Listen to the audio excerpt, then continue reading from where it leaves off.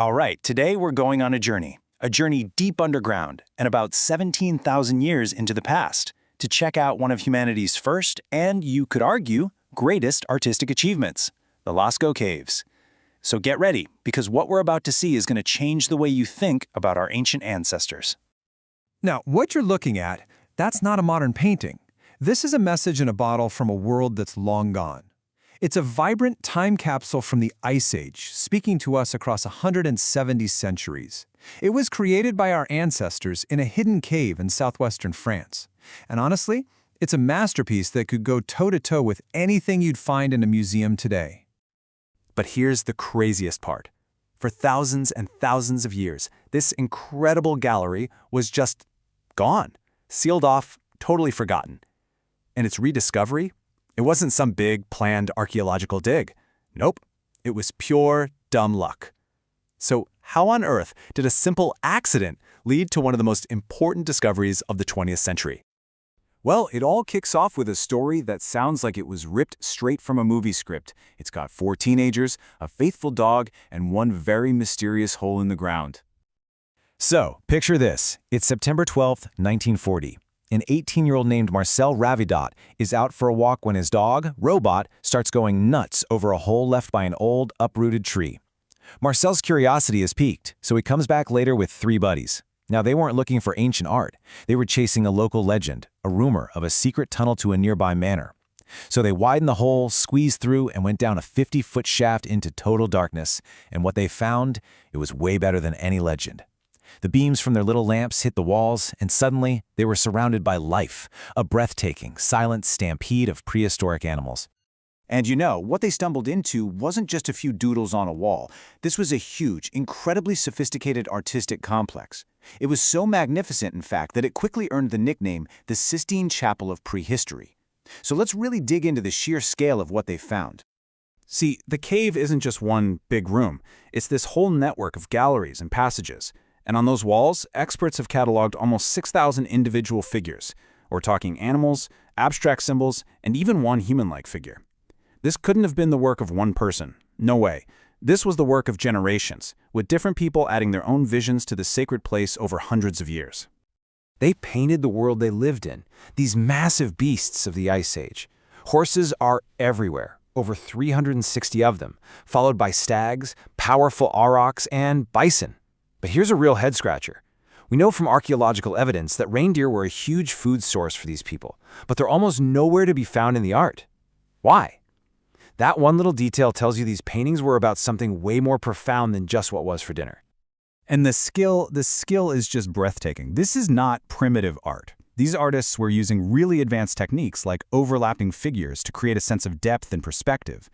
They ground up minerals like ochre and manganese to make their colors, reds, yellows, and blacks. And they applied the paint by dabbing it, blotting it, and even spraying it through hollowed-out bones. Just incredible. And to give you a real sense of the scale here, the most famous part of the cave is called the Hall of the Bowls. It's got this enormous bowl, an auroch, that measures 17 feet long. That's the largest single cave painting ever found. Can you just imagine seeing that thing emerge out of the pitch black, lit only by the flickering flame of an animal fat lamp? It must have been absolutely awe-inspiring. You know, the art was so powerful, so modern feeling, that when the legendary artist Pablo Picasso visited the caves, he apparently walked out and said, "We have learned nothing." What a powerful statement from a modern master about the timeless genius of our ancestors. But here's the tragic irony in this whole story. The cave's rediscovery, the very fame that made it a global treasure, would end up becoming the biggest threat to its survival. So after World War II, Lascaux became a worldwide sensation. But just a few years after opening its doors to the public in 1948, things started to go wrong. By 1955, the art was visibly degrading. It got so bad that in 1963, they had to make a heartbreaking decision. The cave was closed to the public. For good. But even sealing it up wasn't a perfect fix. The threats kept coming, with new, aggressive kinds of mold and fungus popping up in the 2000s. So what exactly went wrong? Well, for 17,000 years, the cave was this perfectly balanced, sealed-off ecosystem, but letting up to 1,200 visitors in every day just shattered that balance. The carbon dioxide from everyone's breath, their body heat, the artificial lights, it created a totally new destructive microclimate. Fungi and lichens and crystals started growing all over the walls, literally eating away at this priceless art. Our very presence was destroying it. Now, closing the cave, while totally necessary, just made the central mystery of Lascaux even deeper. We couldn't go see it anymore, but we still didn't really get it.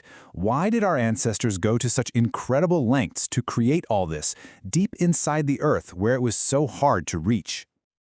The honest answer is, we don't know for sure. But the theories are absolutely fascinating. Was it some kind of hunting magic, like a ritual to spiritually capture an animal to make the hunt successful?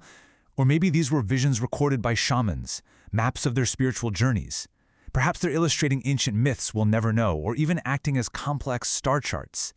Each theory just gives you a glimpse into the rich, complex minds of these people. And nowhere is that mystery more intense than deep inside a part of the cave they call the shaft. Down there is the most puzzling scene of all. A man with a bird's head who looks like he's falling down in front of a bison that's been gutted, and off to the side, a rhinoceros is just walking away.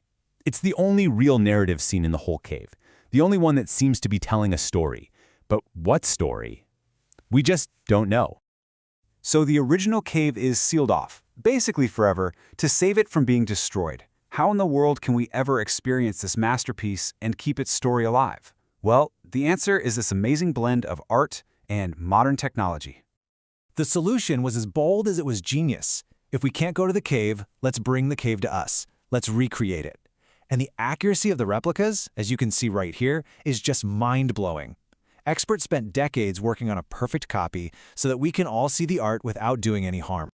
And this whole effort has been evolving for decades. It started back in 1983 with Lascaux II, which was a painstaking replica of the two main galleries. Then came Lascaux III, which was a traveling show that brought the art to cities all over the world. And finally, in 2016, the grand finale, Lascaux IV. It's a complete, full-scale replica that lets you experience the entire cave just like those four teenagers did. It's the perfect marriage of ancient art and cutting-edge science. And what about the original cave? Today, it's treated like a patient in the ICU. Only a handful of scientists can go inside, and only for a few hours a month, just to monitor its super fragile environment. This heavily guarded entrance is a pretty stark reminder of just how close we came to losing this irreplaceable connection to our deepest past. The story of Lascaux really leaves us with a big question, doesn't it? It proves that sometimes, to save something truly precious, we have to lock it away from the world.